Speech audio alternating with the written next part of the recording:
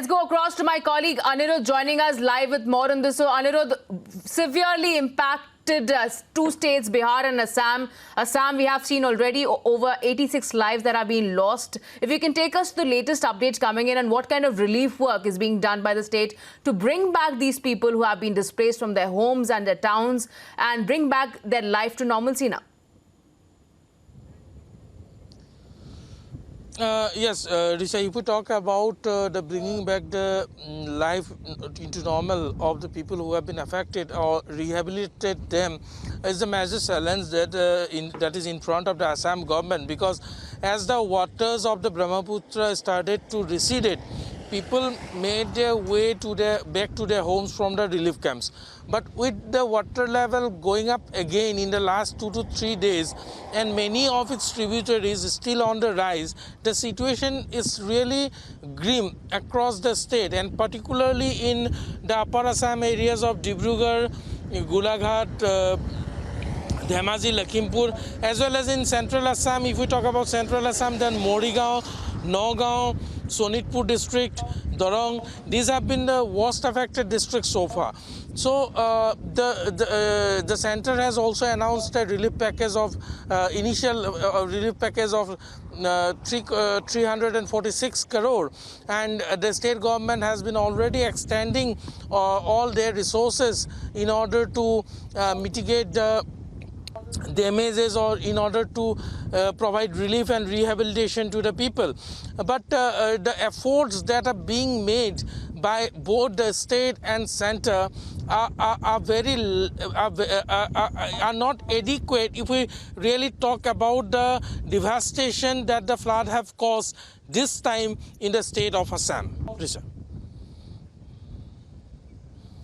Absolutely. So the impact has been severe. It has been, in fact, impacting almost 40 lakh people across the state of Assam as well as Bihar.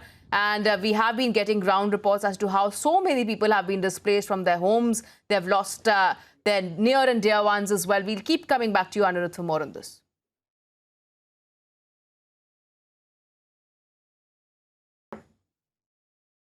The situation in Upper Assam districts, particularly in Dibrugarh, Dhemaji, Lakhimpur, Sonitpur, Golaghat, and parts of Darang continues to remain underwater. Similar pictures have also emerged out from Lower Assam districts of Kokrajhar, Nalbari, Barpeta, Gwalpara, Dhuburi.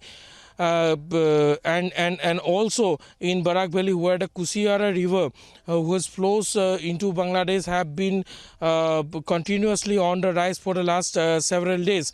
As rainfall continues in the higher ups of Arunachal Pradesh, there have been also prediction from the IMD department that the flood situation in the state, particularly in the areas adjoining the floodplains of Brahmaputra, might deteriorate in the coming days.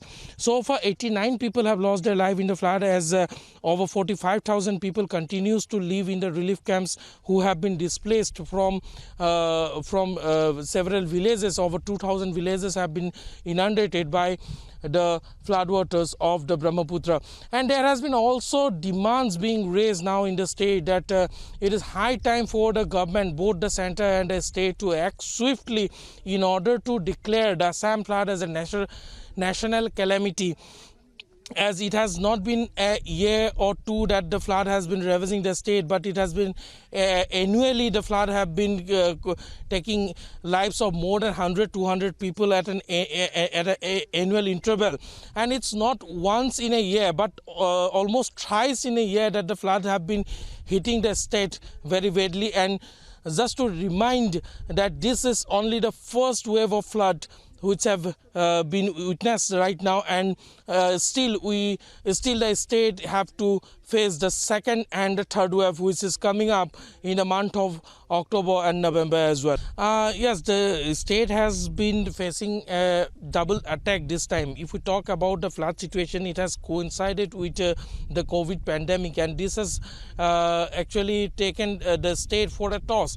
And if we talk about the relief measures, then the state government has been taking up the relief measures very effectively, if we see the ground reality. However, still there have been a lot of issues being faced by the people, because many of the people have lost their houses, many of the people are still living in the relief camps. They are yet to return to their homes. Almost 1.5 lakh hectares of cropland has been totally damaged, and the farmers particularly would not be able to cultivate anymore on those lands. So these are the major challenges being faced by the state, and apart from the flood and landslide, erosion has been also taking a major toll of the people.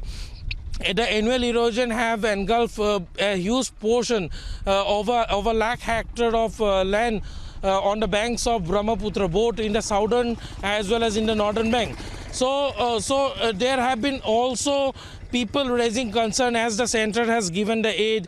People have been raising concern that it is high time that on the lines of Ganga Rejuvenation Project, a similar project should also be implemented in accordance with the river Brahmaputra here in Assam.